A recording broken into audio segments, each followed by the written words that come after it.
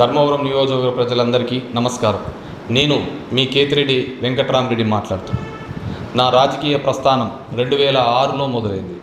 ఆ రోజు నుంచి ఈ రోజు వరకు కూడా ఈ 18 ఏళ్ల రాజకీయ ప్రస్థానంలో నాకు మీరందరూ కూడా తోడుగా నిలబడినారు. నా కష్టంలోనూ నా ఇబ్బందులోనూ మీరందరూ కూడా భాగస్వాములైనారు.